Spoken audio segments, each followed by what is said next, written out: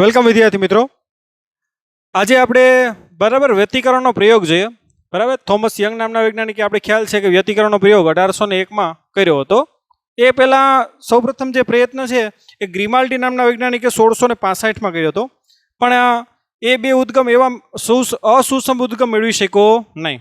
એટલે એને જે તીવ્રતા મળી ને એ સરેરાશ તીવ્રતા જ મળી, જે આપણે આગળ મેળવી હતી I1 + I2. બરાબર, શા માટે? કેમ કે સુસંબદ્ધ ઉદ્ગમ મેળવી શક્યો નહીં.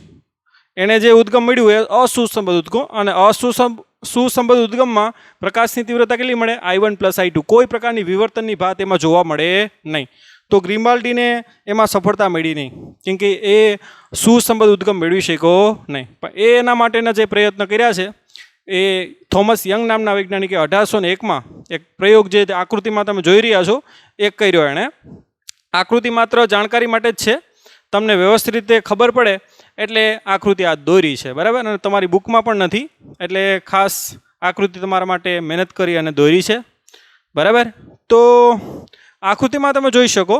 બરાબર, સુસંબદ્ધ ઉદ્ગમ કેવી રીતે મળ્યા ને એ જોજો પહેલાં ખાસ, એટલે તમને આ બધો પ્રયોગ આરામથી તમને સમજાશે.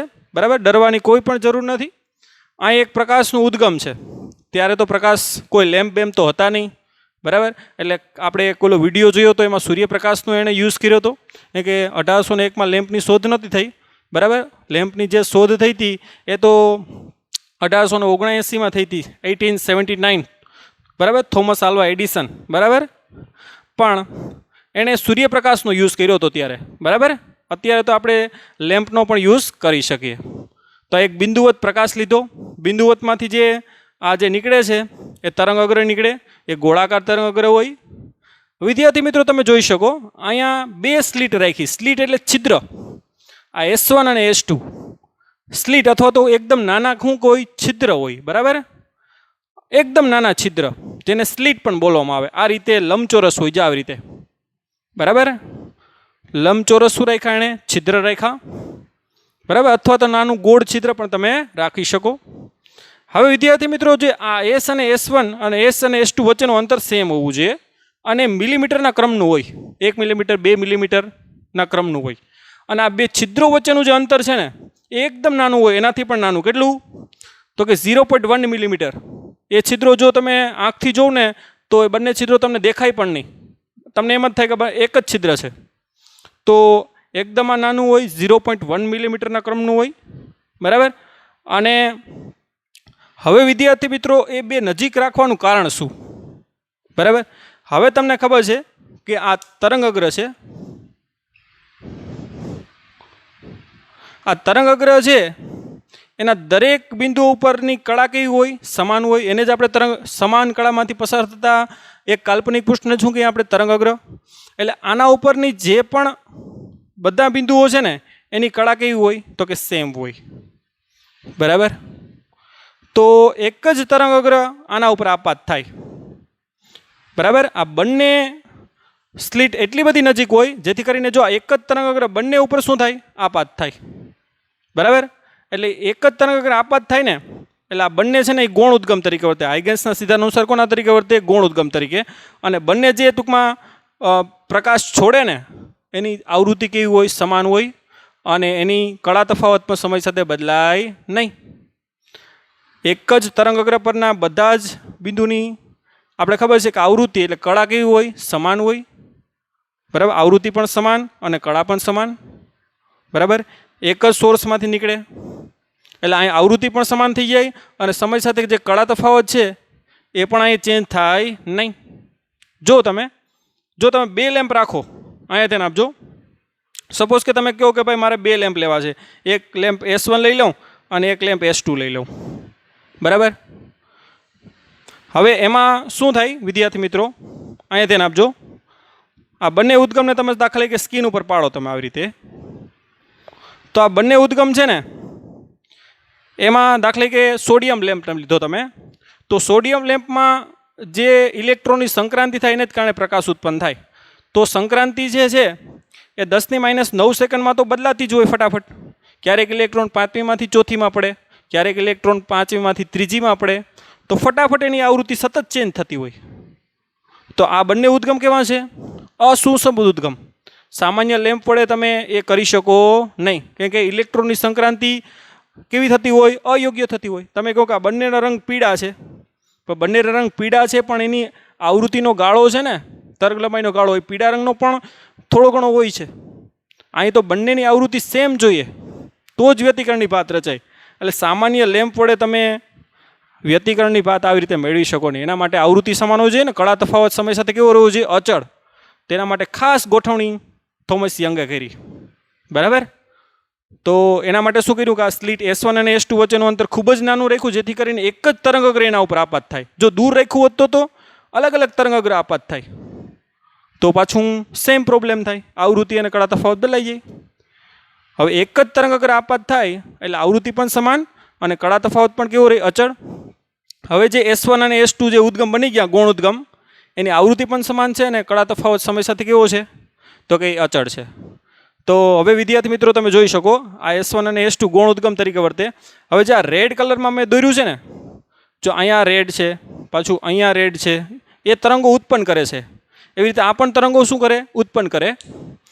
હવે રેડ છે ને વિદ્યાર્થી મિત્રો, રેડ એ તમારું શૃંગ છે, બરાબર. અને બ્લુ છે ને વિદ્યાર્થી મિત્રો, એ તમારું ગર્ત છે, બરાબર. આને આપણે શૃંગ કહીએ અને આપણે શું કહીએ, આને ગર્ત કહીએ. આ શૃંગ અને આ ગર્ત. તો રેડ કલરની લાઈન છે ને એ તમારું શૃંગ દર્શાવે અને બ્લુ કલરની લાઈન છે ને એ તમારું શું દર્શાવે, ગર્ત દર્શાવે. હવે તમને ખબર છે કે શૃંગ શૃંગ ભેગા થાય તો શું થઈ જાય, કંપવિસ્તાર મહત્તમ થાય. તો ત્યાં તમને શું દેખાય, પ્રકાશિત. અને શૃંગ અને ગર્ત ભેગું થાય ત્યાં શું થાય, શૃંગ અને ગર્ત ભેગું થાય તો શું થાય, એકબીજાને અસર નાબૂદ કરી નાખે ને. તો અહીંયા શું રખાય, અપ્રકાશિત. તો જો વિદ્યાર્થી મિત્રો પહેલાં તો મેં લાઈન દોર નાખી. જો આ તમારું શૃંગ, પાછું આ ગર્ત, પાછું આ શૃંગ, પાછું આ ગર્ત, પાછું શૃંગ, બરાબર. એ રીતે આનું પણ દોર્યું, શૃંગ ગર્ત, શૃંગ ગર્ત, બરાબર. હવે શૃંગ શૃંગ ક્યાં ભેગા થાય, જો અહીંયા શૃંગ ભેગા થાય બંનેના, પાછા અહીંયા પણ સોરી અહીંયા શું ભેગા થાય, ગર્ત ગર્ત ભેગા થાય, અહીંયા શૃંગ શૃંગ ભેગા થાય, અહીંયા પાછા ગર્ત ગર્ત ભેગા થાય, અહીંયા શૃંગ શૃંગ. જો બે શૃંગ શૃંગ ભેગા થાય તો પણ તીવ્રતા મહત્તમ થાય, બે ગર્ત ગર્ત ભેગા થાય તો પણ તીવ્રતા મહત્તમ થાય, બરાબર. તો જો અહીંયા ગર્ત ભેગા થયા, અહીંયા શૃંગ ભેગા થયા, અહીંયા ગર્ત, અહીંયા શૃંગ, એટલે અહીંયા પ્રકાશિત રચાય. એટલો ભાગ કેવો થઈ જાય, એકદમ પ્રકાશિત, બરાબર. જેને આપણે મધ્યસ્થ પ્રકાશિત સલાકા બોલીએ, બરાબર. અને આપણે સલાકા બોલીએ, જે આ પેટર્ન રચાણી એને સલાકા બોલીએ, અને મધ્યમાં છે એટલે શું બોલીએ એને, મધ્યસ્થ પ્રકાશિત સલાકા. હવે પછી અહીંયા જો અહીંયા શૃંગ અને ગર્ત ભેગું થયું, જો કે રેડ અને બ્લુ ભેગું થયું, એટલે અહીં શું રચાય, અપ્રકાશિત. અહીંયા પણ અપ્રકાશિત, અહીંયા પણ અપ્રકાશિત. એટલે આ જે છે લાઈનમાં અપ્રકાશિત રચાય. એટલે અહીંયા તમને કેવું દેખાશે, પ્રથમ અપ્રકાશિત દેખાશે. અહીંયા એટલામાં અંધારું જ દેખાશે તમને, બરાબર. એવી રીતે અહીંયા પણ જો, અહીંયા પણ શું રચાય, પ્રથમ અપ્રકાશિત. બંને બાજુ રચાશે, બરાબર. હવે તમે અહીંયા જો, અહીંયા પણ પાછું જો, બંનેના શૃંગ, બંનેના ગર્ત, બંનેના શૃંગ, બરાબર. એ રીતે તો અહીંયા શું રચાય, પ્રથમ અપ્રકાશિત, કારણ કે આને મધ્યસ્થ કીધી અને પ્રથમ અપ્રકાશિત. અહીં એવી રીતે નીચે પણ શું રચાય, જો પ્રથમ અપ્રકાશિત.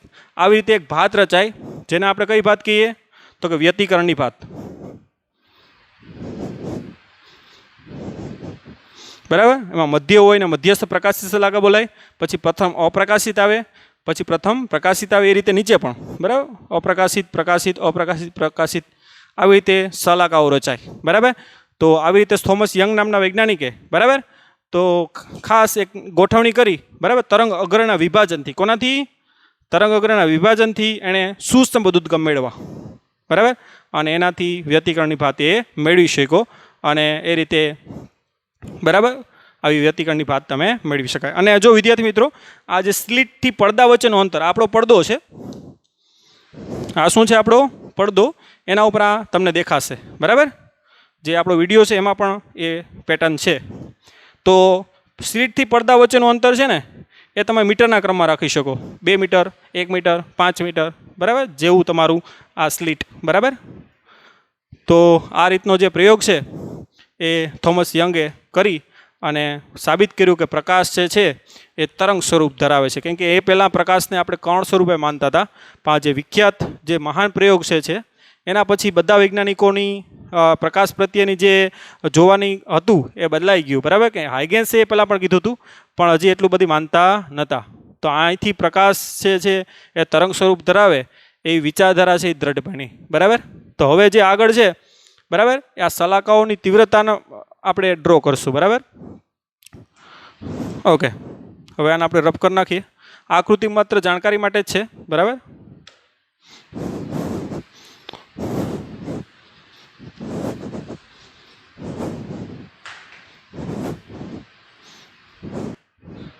ઓકે વિદ્યાર્થી મિત્રો, હવે આપણો નેક્સ્ટ ટોપિક છે બે તરંગો વચ્ચેનો પદ તફાવત. બરાબર. શા માટે બે તરંગો વચ્ચેનો પદ તફાવત મેળવવો? કેમ કે જો આપણે એ પદ તફાવત મેળવશું તો જ તમને ખ્યાલ આવશે કે એ બિંદુ આગળ સહાયક વ્યતિકરણ થાય કે વિનાશક. સહાયક વ્યતિકરણ થાય અહીંયા પ્રકાશિત શલાકા રચાય, આપણે જોયું, અને વિનાશક વ્યતિકરણ થાય ત્યાં અપ્રકાશિત શલાકા રચાય, યંગના પ્રયોગમાં આપણે જોયું. પણ હવે બે તરંગો વચ્ચેનો પદ તફાવત કેવી રીતે મેળવવો? બરાબર. તો એના માટે આપણે આકૃતિ દોરીએ અને આગળ વધીએ. બરાબર. માનો કે આ એ ઉદ્ગમ S1 છે, આ ઉદ્ગમ S2 છે, જેને આપણે સ્લિટ તરીકે લીધું હતું. ખ્યાલ છે ને, આ સ્લિટ અને આ સ્લિટ. બરાબર. બંને સ્લિટો વચ્ચેનું અંતર ધારો કે D છે. બરાબર. આવી રીતે લીધું હતું ને આપણે, આ સ્લિટ એક અને આ બીજી સ્લિટ, આવી રીતે. ધ્યાન આપજો, કેમ કે હજી તમને ક્લિયર નહીં હોય.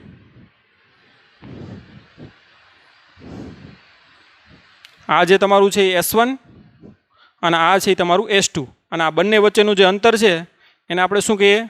બે સ્લીટો વચ્ચેનું અંતર. બરાબર. આ એક છિદ્ર છે અને આ એક બીજું છિદ્ર, જેને સ્લીટ બોલીએ આપણે. બરાબર. અને બે ઉદ્ગમો વચ્ચેનું અંતર કેટલું છે? અહીંયા D છે. બરાબર. ઓકે, એ આકૃતિ જ દોરીએ આપણે યંગની.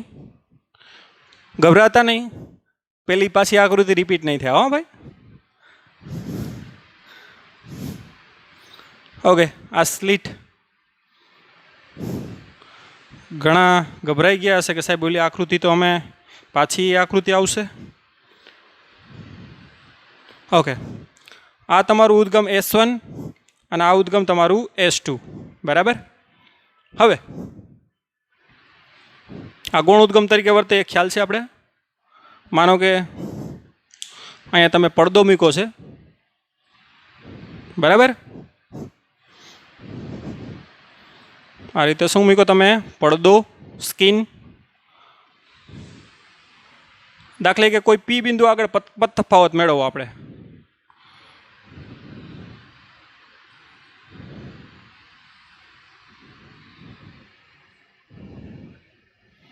થોડુંક ઉપર લઈ લઈએ આપણે.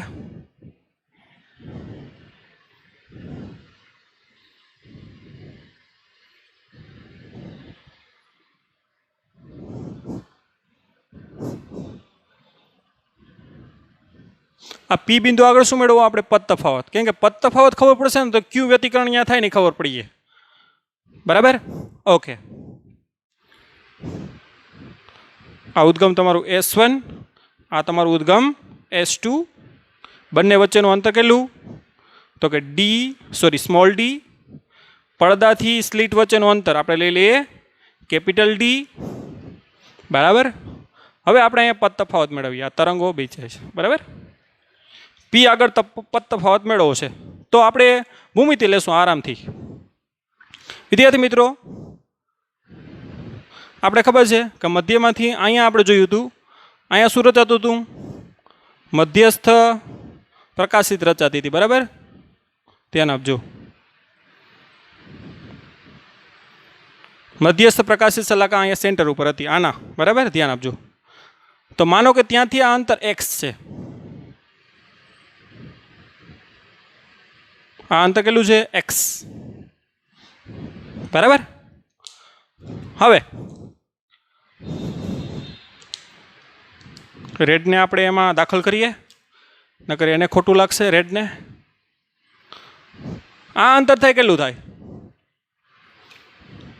તો કે આ અંતર છે એ X માઇનસ આ અંતર કેટલું થાય? તો કે D/2 થાય.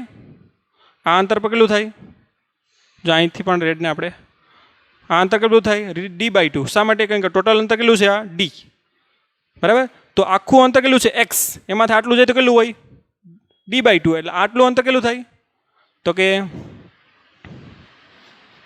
આટલું અંતર કેટલું થાય? x minus d/2. અને આ અંતર કેટલું થાય? જો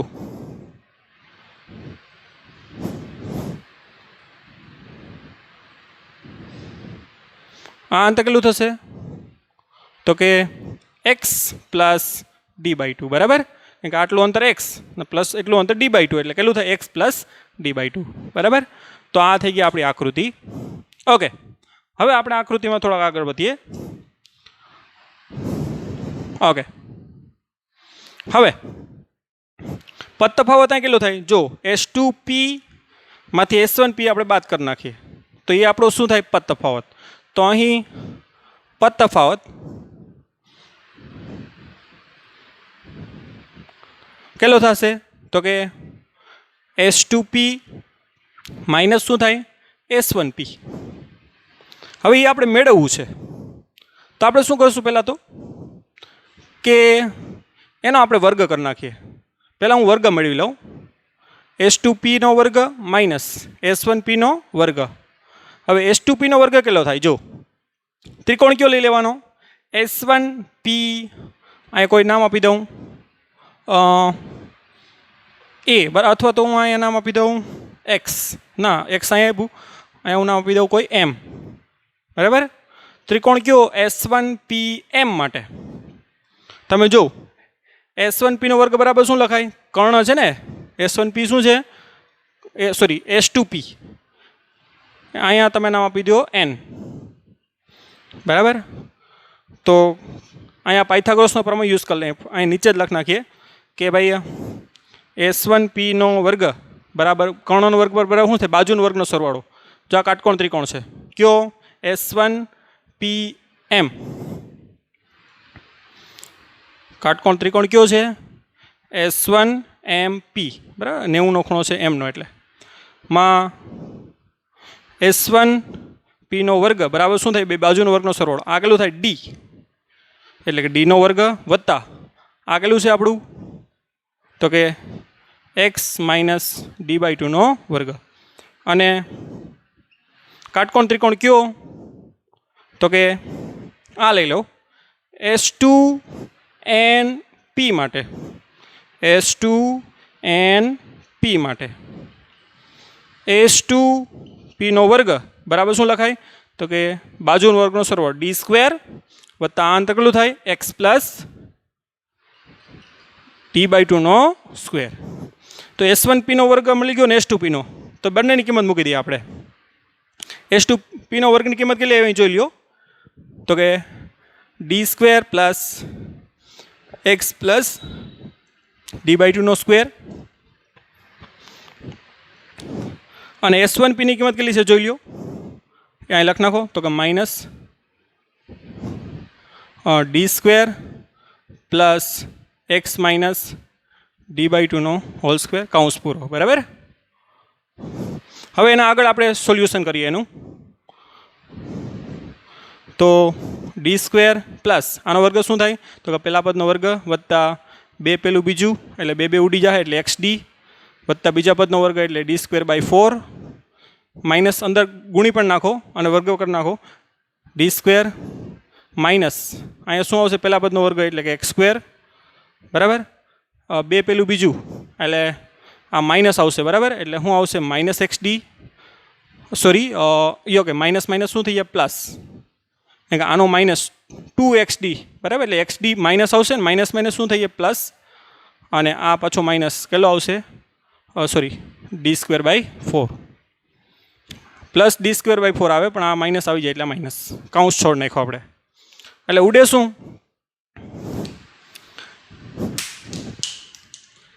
d² ने d² को मार दिया, x² ने x² को मार दिया और d²/4 को d²/4 ने उड़ाड़ दिया. ओके, तो बचेगा क्या?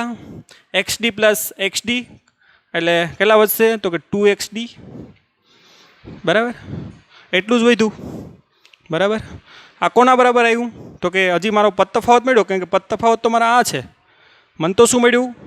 S2P નો વર્ગ માઇનસ S1P નો વર્ગ મળ્યો. કેટલો?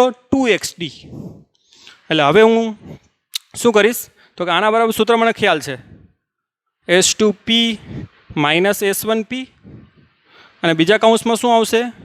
S2P plus S1P. બરાબર. બરાબર શું લખાય? તો કે 2XD, XD પ્લસ XD. આપણે ખબર છે A square minus B square બરાબર સૂત્ર શું થાય? A પ્લસ B અને A માઇનસ B. એ સૂત્રનો આપણે યુઝ કર્યો. બરાબર. એટલે આ જ મારો પદ તફાવત છે, એટલે એને હું રાખીશ S2P માઇનસ S1P બરાબર શું થાય? તો કે 2XD ના છેદમાં શું આવશે? આ નીચે જવા દો, S2P પ્લસ S1P. ઓકે. હવે વિદ્યાર્થી મિત્રો, હવે એપ્રોક્સિમેશન થોડુંક આપણે લેવું પડશે. બરાબર. શા માટે? અને એનું કારણ કહું હું તમને. હવે S1P અને S2P, હવે આ અંતર એકદમ કેવું હોય? 0.1 મિલીમીટરના ક્રમનું હોય. આપણે ખ્યાલ છે, મેં તમને આગળ જ કીધું હતું. બરાબર. આ અંતર કેટલું હોય? 0.1 મિલીમીટર.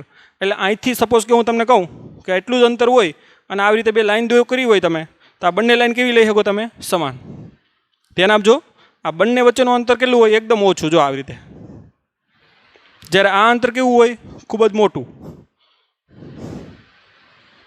એટલે બંને અંતર કેવા થાય? સમાન થાય. અને કોના જેટલા થાય? એપ્રોક્સિમેટલી D જેટલા. કે એમાં ખાસ કંઈ ફરક પડે નહીં. એટલે આપણે શું કરશું? એપ્રોક્સિમેશન લેશું કે ભાઈ S2P એપ્રોક્સિમેટલી S1P બરાબર એપ્રોક્સિમેટલી શું થાય? કેપિટલ D થાય. બરાબર. એપ્રોક્સિમેશન લેવું પડે. એટલે માટે શું આવશે? S2P માઇનસ S1P, જે આપણો પદ તફાવત છે P બિંદુ આગળનો. તો આ D વત્તા D કેટલું થાય? 2D. અને બગડો ઉડી જશે, એટલે શું આવશે? XD ના છેદમાં કેપિટલ D. આ મારો મળી ગયો પદ તફાવત. બરાબર. હવે તમને X ખબર હોય, D પણ ખબર હોય પહેલેથી પ્રયોગ કરતા હોય એટલે, અને કેપિટલ D પણ ખબર હોય, અને જો એ તમારો કેટલો આવે?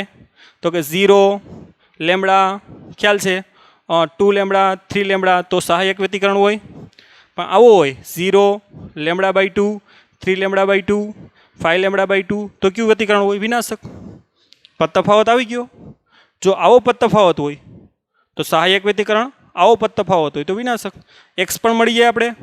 જો આ બિંદુ આગળ X તો ખબર જ હોય કે મારે આ બિંદુ આગળ શું રચાશે, તો X મને ખબર પડી ગઈ. D મને ખબર હોય પહેલેથી પ્રયોગ કરતો હોય એટલે. કેપિટલ D પણ ખબર હોય. અલગ અલગ બિંદુ આગળ X અલગ અલગ થાય. અહીં પણ X અલગ, અહીં પણ X અલગ, અહીં પણ X અલગ. બરાબર. એટલે X બદલાય એમ પદ તફાવત બદલાય. એટલે આવો આવશે તો સહાયક, આવો આવશે તો વિનાશક. એટલે ક્યાં પ્રકાશિત રચાશે, ક્યાં અપ્રકાશિત, બધી ખબર પડી જાય. તો આ રીતે પદ તફાવત કેટલો થશે? યાદ રાખજો, પદ તફાવત કેટલો થાય P બિંદુ આગળ? તો કે S2P માઇનસ S1P બરાબર XD ના છેદમાં કેપિટલ D. હજી એ પદ તફાવત ખૂણાના સ્વરૂપે પણ મેળવી શકાય. જોજો, બુકમાં નથી પણ આપણે એ મેળવીએ. ધ્યાન આપજો, સિમ્પલ છે, આટલામાં જ થઈ જશે.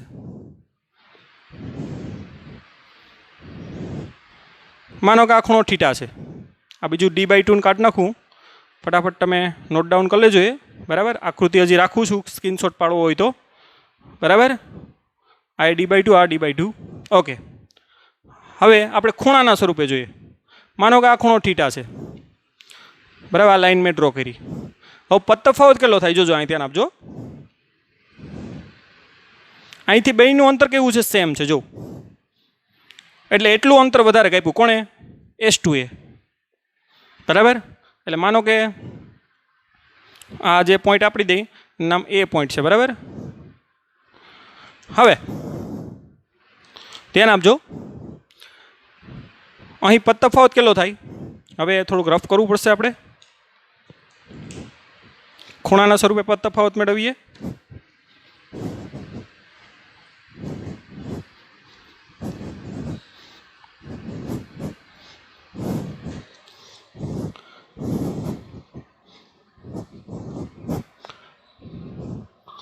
આ કંઈ જરૂર નથી આપણે ખાસ, બરાબર, રહી તો પણ કંઈ વાંધો નથી. ઓકે, આ ખૂણો મેં થીટા લઈ લીધો. હવે અહીંથી બંનેનું અંતર સેમ કાપવું પડે, એટલે અહીંથી જો હોય તો તફાવત સેમ થાય, પણ આટલું અંતર વધારે કાપવું પડે એટલે તફાવત આટલો થાય. કેટલો? S2A જેટલો, બરાબર. અહીં S2P માઇનસ S1P એનો તફાવત કોના જેટલો થાય? તો કે S2A જેટલો. કેટલો થાય? આ તમારો તફાવત છે, કારણ કે આ લંબ દોર્યો મેં, બરાબર. શું થાય? તો કે S2A જેટલો. હવે S2A કેટલો થાય જોજો. આ S2A કેટલો થાય? તો આ એંગલ થીટા હોય ને તો એપ્રોક્સિમેટલી આ એંગલ પણ કેટલો થાય? થીટા થાય. જોજો, જો એક આકૃતિમાં આપણે દોર નાખીએ. આ એંગલ પણ કેટલો થાય? થીટા. આ એંગલ થીટા હોય, જો તો મધ્યમાં જ દોર્યો, આ એંગલ થીટા, તો આ પણ એંગલ એપ્રોક્સિમેટલી કેટલો થાય? થીટા. હવે આ થીટા હોય તો આ કેટલું થાય? આ એટલું ડી છે. જો આકૃતિ અહીંયા દોરીએ આપણે નવી. આ S1, આ S2 અને આ તમારું પોઈન્ટ A, બરાબર. આ અંતર કેટલું છે તમારું? D. S1, S2 અને A, આ તમારો તફાવત છે. ના કેટલો છે? Angle theta. તો આ બાજુના છેદમાં આ બાજુ એટલે કેટલી થાય? Sine theta. સાઇન થીટા બરાબર શું થાય? તો કે S2A ના છેદમાં શું થાય? પાસેની બાજુ, સોરી, કર્ણ, આ 90નો છે ને, એટલે કર્ણ કયો થાય? તો કે D. માટે S2A બરાબર શું થાય? D sine theta. માટે તફાવત તમારો છે ખૂણાના સ્વરૂપે શું લખાય? S2P માઇનસ S1P બરાબર શું લખાય? D સાઇન થીટા પણ લખાય. બરાબર પણ આમ પણ લખાય. આપણે મેળવો તો XD ના છેદમાં કેપિટલ D પણ આપણે લખ્યું હતું. તો આ સૂત્ર છે એ આપણે કામ આવશે, બરાબર. હવે આપણે સહાયક માટે શરત લખી શકીએ. સહાયક વ્યતિકરણ માટે શું લખાય? કે ભાઈ D સાઇન થીટા બરાબર XD ના છેદમાં D બરાબર શું હોય? ત્યાં n લેમ્બડા. અને વિનાશક માટે શું હોય?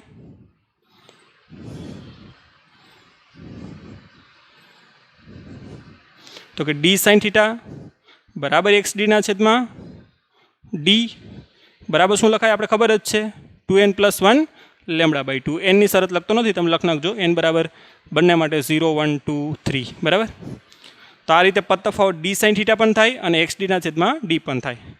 અને xn પણ લખી શકો, કેમ કે અહીંથી અંતર બદલાતું હોય સતત, એટલે xn પણ તમે લખી શકો. અહીંયા x1, x2, x3, બરાબર, xn પણ લખી શકાય. દાખલા તરીકે તમે મધ્યસ્થ લખતા હોય તો x0 આવે, પછી પ્રથમ લખતા હોય તો x1 આવે, દ્વિતીય પ્રકાશિત હોય તો x2 આવે, તૃતીય પ્રકાશિત હોય તો x3 આવે. અને તમે બધાના અંતર પણ મેળવી શકો, બરાબર. કેવી રીતે એ પણ આપણે જોઈએ હવે, બરાબર. તો ફટાફટ એટલું નોટ ડાઉન કરો. તફાવત આપણે 2 સ્વરૂપે મેળવા, બરાબર. ઓકે, હવે તમને એમ કહે કે તમે અહીંયાથી મધ્યસ્થ પ્રકાશિતથી ત્રીજી પ્રકાશિત સલાકે ક્યાં રચાય નહીં કયો, બરાબર. જોજો,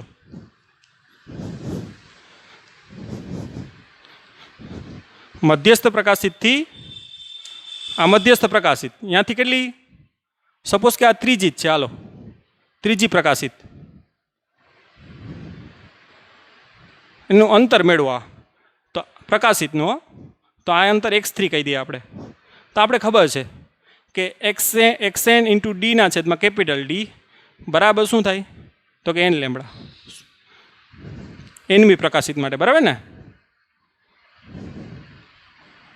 હવે ત્રીજી કીધી ને આપણે, તો n બરાબર 3 મૂકી દો, બરાબર. તો અંતર આવી ગયું ઇન્ટુ D ના છેદમાં D બરાબર કેટલું થાય? તો કે 3 લેમ્બડા. ત્રીજી છે ને, પ્રથમ હોય તો 1 મૂકશું, દ્વિતીય હોય તો 2 મૂકશું, તૃતીય હોય તો 3 મૂકશું, બરાબર.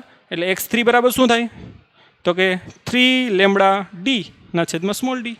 આ બધી વસ્તુ આવી જાય જ્યાં લેમ્બડા એટલે આપાત પ્રકાશની તરંગ લંબાઈ, જે પણ અહીં આપાત થતો હોય પ્રકાશ. લેમ્બડા એટલે શું છે? આપાત પ્રકાશની તરંગ લંબાઈ. સ્મોલ d એટલે ખબર છે 2 સ્લિટ અથવા છિદ્ર વચ્ચે અથવા બે ઉદ્ગમ વચ્ચેનું અંતર, ડી એટલે પડદાથી સ્લિટથી પડદા વચ્ચેનું અંતર. હવે આના ઉપરથી જ તમારે બધી કોમ્પિટિટિવ એક્ઝામમાં પૂછાતા હોય, બરાબર, કે ભાઈ બીજી અપ્રકાશિત ક્યાં રચાય, પાંચમી અપ્રકાશિત ક્યાં રચાય, પહેલી પ્રકાશિત ક્યાં રચાય, બરાબર.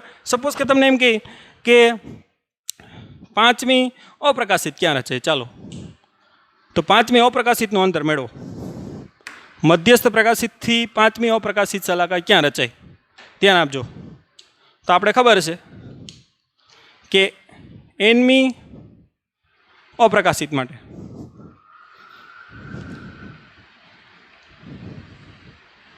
શું થાય, આપણે એનમી પ્રકાશિત માટે એક્સ એન ઇન્ટુ ડી ના છેદમાં કેપિટલ ડી બરાબર એનમી અપ્રકાશિત માટે શું થાય 2n+1 લેમડા/2. આ શરત આવી ગઈ. હવે કેટલામી, પાંચમી અપ્રકાશિત માટે, બરાબર ને. શું થાય તો કે એન બરાબર કેટલા લેવાના, 5. તો અહીંયા x5 ઇન્ટુ ડી ના છેદમાં કેપિટલ ડી બરાબર 5 મૂકી દો, 5 દુ 10 ને 1 11 લેમડા/2 માટે x5 આવી ગયું આપણું તમારું 11 લેમડા ઇન્ટુ કેપિટલ ડી ના છેદમાં 2d,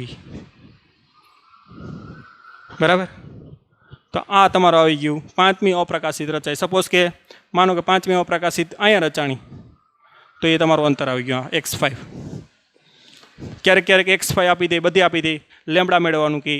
ક્યારેક લેમડા આપી દે તો સ્મોલ ડી મેળવવાનું કહે, સ્મોલ ડી આપી દે કેપિટલ ડી મેળવવાનું કહે. તો આવી રીતના ક્વેશ્ચનો પૂછાતા હોય. એના આનાથી ક્વેશ્ચન બહારના પૂછાતા પણ નથી. JEE મેઇન હોય કે પછી નીટ હોય, બરાબર, એડવાન્સમાં થોડુંક ટફ કરે, પણ કોન્સેપ્ટ કંઈ ખાસ ચેન્જ થતા નથી.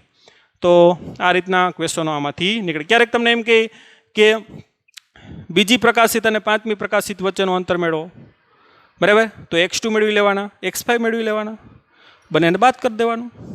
ક્યારેક અમને એમ કહે કે સાતમી પ્રકાશિત અને 15મી પ્રકાશિત વચ્ચેનું અંતર મેળવો, તો x7 મેળવી લેવાના, x15 મેળવી લેવાના, પછી 15માંથી 7 બાદ કરી દેવાના, બરાબર. તો આવી રીતે એ મેળવી શકાય, બરાબર. હવે તમારો જે નેક્સ્ટ ટોપિક છે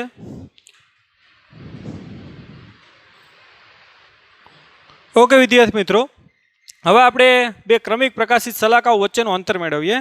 હવે અહીંયા વ્યતિકરણની ભાત છે, જુઓ આ પ્રકાશિત અપ્રકાશિત પ્રકાશિત અપ્રકાશિત પ્રકાશિત આવી રીતે સલાકાઓ છે, બરાબર, જેને આપણે વ્યતિકરણની શું બોલીએ, ભાત.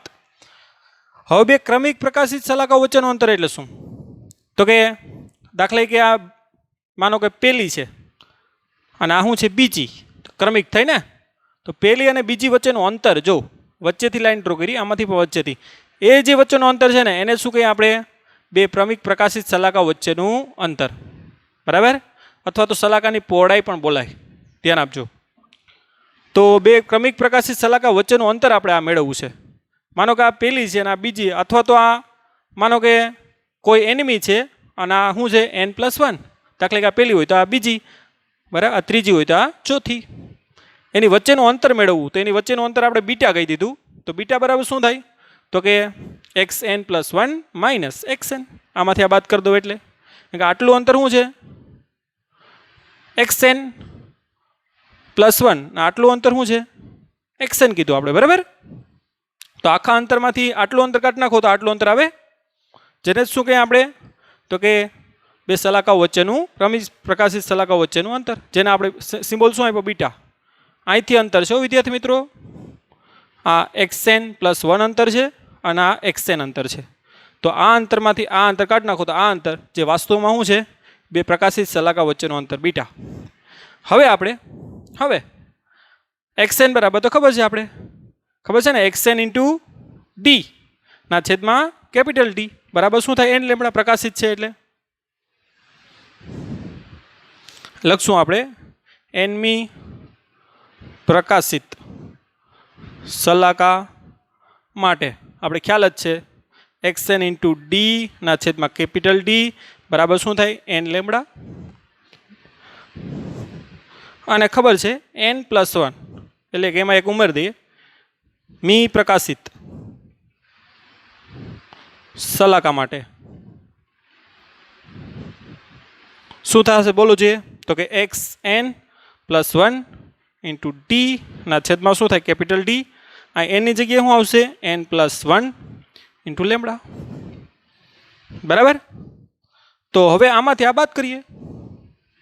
સમીકરણ 1, સમીકરણ 2, સમીકરણ, કેમ કે આપણે આ મેળવવું છે ને, એટલે આમાંથી આ શું કરી નાખો? બાદ કરી નાખો.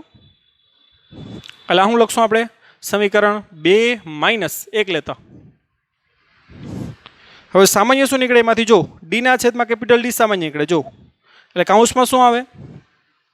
ડીના છેદમાં કેપિટલ ડી સામાન્ય. કાઉન્સમાં શું આવશે? એક્સએન પ્લસ 1 માઇનસ એક્સએન, જે આપણું આવી ગયું. બરાબર. આ બાજુ માઇનસ કરો, આમાંથી આ માઇનસ કરો. બરાબર. અને આપણે આગળ વધારીએ, ના કરી નાખીએ ભેગું ભેગું. બરાબર. આમાં શું થાય? તો કે એન લેમડા, ધ્યાન આપજો, પ્લસ લેમડા માઇનસ શું આવશે? એન લેમડા, ધ્યાન આપજો. એન લેમડા પ્લસ લેમડા માંથી શું બાદ થશે? N lambda. એટલે એન લેમડા તમારું શું થઈ જશે? ગાયબ થઈ જશે. એટલે શું આવશે? તો કે એક્સએન પ્લસ 1 માઇનસ એક્સએન, જેને જ આપણે શું કહીએ? બીટા. બરાબર. તો ડીના છેદમાં કેપિટલ ડી ઇન્ટુ બીટા બરાબર શું આવશે? તો કે લેમડા. માટે આપણો બીટા, બે પ્રકાશિત સલાકાઓ વચ્ચેનું અંતર બીટા બરાબર શું થાય? લેમડા ઇન્ટુ કેપિટલ ડી ના છેદમાં સ્મોલ ડી. તો આ આવી ગયું બે ક્રમિક પ્રકાશિત સલાકાઓ વચ્ચેનું અંતર. એ પછી 7મી અને 8મી વચ્ચેનું હોય, 15મી અને 16મી વચ્ચેનું હોય, પહેલી અને બીજી વચ્ચેનું, બધા માટે આ અંતર સેમ જ હશે. બરાબર. અને એવી જ રીતે સેમ તમે શરત કોની મેળવી શકો? બે ક્રમિક અપ્રકાશિત સલાકા વચ્ચેનું અંતર. એ પણ સેમ આ જ થશે. ક્યુ? તો કે બીટા બરાબર લેમડા ઇન્ટુ કેપિટલ ડીના છેદમાં સ્મોલ ડી. એ તમારે સાબિત કરવાનું છે, મેં કર્યું એ પ્રમાણે. ક્યુ અંતર? તો કે આ અને આ વચ્ચેનું અંતર, એ પણ બીટા જ થાય, જે તમારે સાબિત કરવાનું છે. આ જ થશે, એ તમારે સાબિત કરવાનું. બરાબર. આ શરત લઈને ત્યાં તમારે વિનાશક વ્યતિકરણની શરત આવશે, કે અપ્રકાશિત છે એટલે. તો એ તમારે માટે હોમવર્કમાં. બરાબર. હવે આગળ વધીએ આપણે. હવે તીવ્રતાનો આલેખ દોરીએ આપણે. બરાબર. તીવ્રતાનો શું દોરીએ આપણે? આલેખ. જે આપણે તીવ્રતા મેળવી હતી યાદ કરો. બરાબર. વ્યતિકરણ માટેની તીવ્રતા મેળવી હતી આપણે, એને આપણે યાદ કરો. વિદ્યાર્થી મિત્રો, તમારા બુકમાં છે એક સલાકાની આકૃતિ પણ દોરેલી છે. બે ક્રમિક પ્રકાશિત સલાકા વચ્ચેનું અંતર શું થાય? આપણે મેળવ્યું હમણાં જ, લેમડા ઇન્ટુ કેપિટલ ડીના છેદમાં સ્મોલ ડી. હવે ડી જેમ તમારો શું થાય? તો કે વધે ને એમ બીટા તમારું ઘટે, અને ડી તમારું જેમ ઓછું એમ તમારું બીટા કેવું હોય? તો કે વધારે. બરાબર. એની આકૃતિ તમારે આપેલી છે. હવે ડી તમે એકદમ ઘટાડતા જાઓ ને તો બીટા એકદમ વધતું જાય. ડી જો ઘટાડો તમે તો બીટા શું થાય? વધે. પણ એની જે સલાકાઓ છે ને એ સીધી ન રહેવાને બદલે આવી રીતે અતિવલય થઈ જાય. કેવી થઈ જાય? બરાબર. આ પ્રકારની થઈ જાય. આ મધ્યસ્થ છે માનો, આવી રીતે કેવી થઈ જાય? જો તમારા બુકમાં પણ એની આકૃતિ છે. બરાબર. આવી સ્ટ્રેટ લેવાને બદલે આ સ્ટ્રેટ હોય. ક્યારે? તો કે ડી વધારે હોય તો. બરાબર. ડી વધારે હોય તો આવી સ્ટ્રેટ હોય, પણ ડી એકદમ ઘટાડી નાખો તો આ જાડી થવાની છે ને. પણ જાડી થાય તો શું થઈ જાય? બેન્ડ વળી જાય. એટલે એનો આકાર કેવો થઈ જાય? અતિવલય. બરાબર. તો એ તમે નોટ કરજો. બરાબર. ઓકે.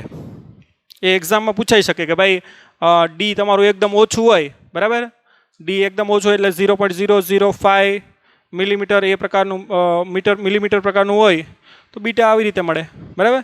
0.01 મિલીમીટર પ્રકારનું હોય તો આ રીતે મળે. બરાબર. તો ડી એકદમ ઓછું તો સલાકાનો આકાર કેવો થઈ જાય? અતિવલય. તો આવી એક્ઝામોમાં પૂછાઈ શકે. ઓકે. હવે આપણે તીવ્રતા મેળવીએ. લાસ્ટ ટોપિક આજનો તીવ્રતા. તીવ્રતાનો આલેખ દોરવાનો છે આપણે. આપણે ખબર છે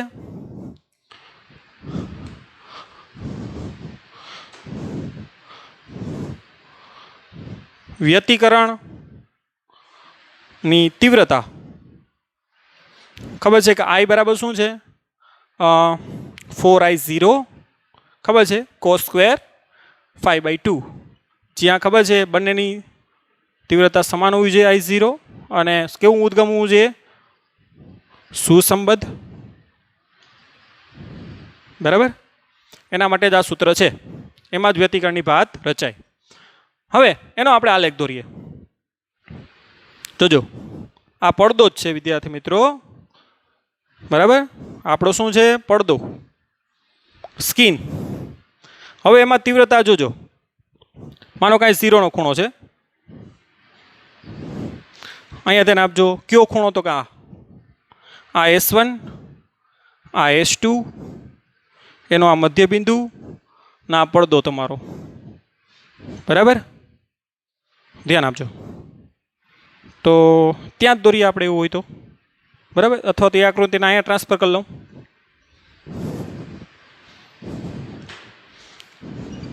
આ ઉદ્ગમ S1 આ ઉદ્ગમ S2 એનું મધ્યબિંદુ એમાંથી એક લાઈન પાસ કરીએ અને આ તમારું થઈ ગયો પડદો સ્કિન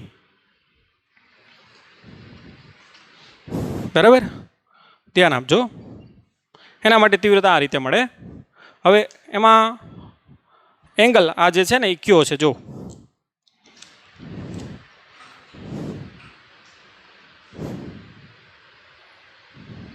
આ તો તમારો કડા તફાવત છે ધ્યાન આપજો બરાબર હવે અહીં તમને ખબર છે પ્રકાશિત મળે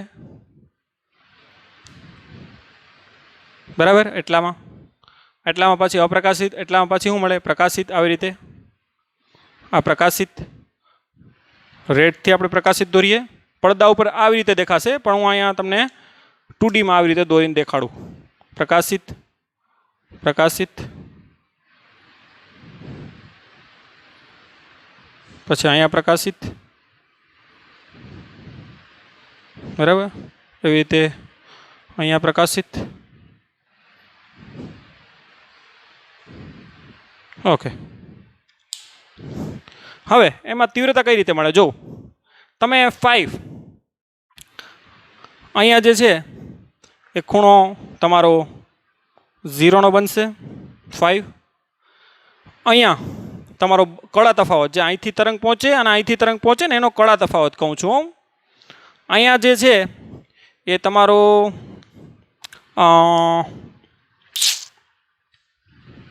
4π બનશે 4π/2 2π અહીંયા તમારો કેટલો બનશે તો કે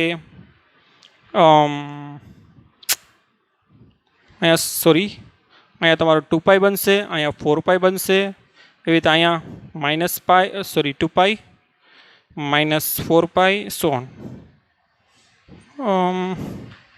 2π π કેન્સલ 4π 2π ઓકે તો હવે વિદ્યાર્થી મિત્રો અહીંયા જુઓ અહીંયા તમારો થોડો કળા તફાવત 0 બને કારણ કે અહીંયાથી અને અહીંયાથી એક જ હારે તરંગ પહોંચે એટલે કળા તફાવત કેટલો થાય 0 તો cos 0 કેટલા થાય 1 એટલે અહીં તીવ્રતા કેટલી મળે 4I0 મળે છે ને તો અહીં તીવ્રતા કેવી મળે તમારી મહત્તમ એટલે કે તમે આ રીતે એને દર્શાવી શકો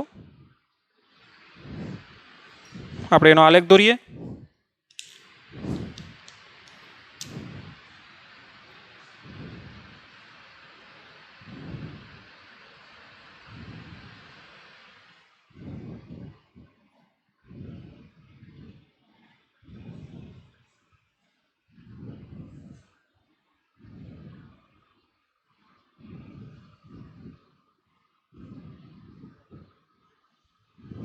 તીવ્રતાનો આલેખ દોરી જ નાખું બરાબર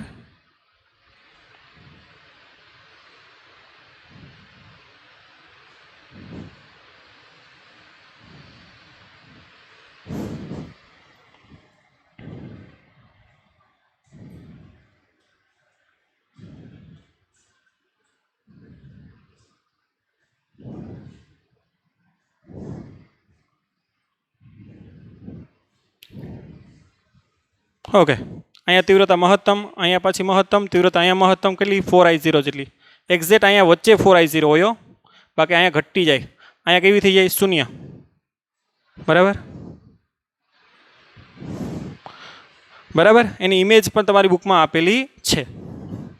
હવે અહીંયા ધ્યાન આપો, અહીંયા ખૂણો કેટલો બને? એક્ઝેક્ટ જો 2π બને, એટલે અહીં 2π મૂકો તમે તો 2π/2 બરાબર, 4I0 cos સ્ક્વેર. આ કેટલો બને? 2π. 2π/2 એટલે કેટલા થાય? પાઈ. cos પાઈ કેટલા થાય? -1. એનો વર્ગ કેટલો થાય? +1. 4I0. એટલે અહીં પણ કેટલી તીવ્રતા મળે? 4I0. અહીં પણ કેટલી મળે? 4I0. અહીંયા જો, અહીંયા માઇનસ, બરાબર, એ તો એનો વર્ગ પ્લસ જ થઈ જાય, બરાબર. કોસ કૌંસમાં -θ શું થાય? પ્લસ cos θ જ થાય, બરાબર. કે કેવું વિધેય છે? યુગ્મ વિધેય, એટલે કોઈ ટેન્શન લેવાની જરૂર નથી, બરાબર. હવે 4π મૂકો તો 4π/2 2π, cos 2π પણ કેટલા થાય? +1, એનો વર્ગ. તો અહીંયા પણ કેટલી મળશે તમને? 4I0. 4I0. એનો મતલબ એમ થાય કે બધી જે આ પ્રકાશિત શલાકાઓ છે ને, બરાબર, વ્યતિકરણમાં બધી પ્રકાશિત શલાકાઓની તીવ્રતા કેવી હોય? સમાન. વ્યતિકરણમાં બધી પ્રકાશિત શલાકાઓની તીવ્રતા કેવી હોય છે? સમાન હોય છે. જો તીવ્રતા ઘટી જાય, અહીંયા મહત્તમ હોય, અહીંયા આમ ઘટી જાય, અહીંયા પણ આવી રીતે ઘટી જાય, બરાબર. વચ્ચે એકદમ બ્રાઇટ હોય, પછી આમ જાવ એમ ઘટી જાય, પણ આ તીવ્રતાઓ આની સાપેક્ષમાં એમ આ તીવ્રતાઓ કેવી હોય? સમાન હોય, બરાબર. નકર આ પોઈન્ટ આગળ બધામાં અલગ અલગ હોય, વચ્ચે કેવી હોય? એકદમ મહત્તમ. કેટલી? 4I0. જેમ આમ જાવ એમ ઘટી જશે, બરાબર.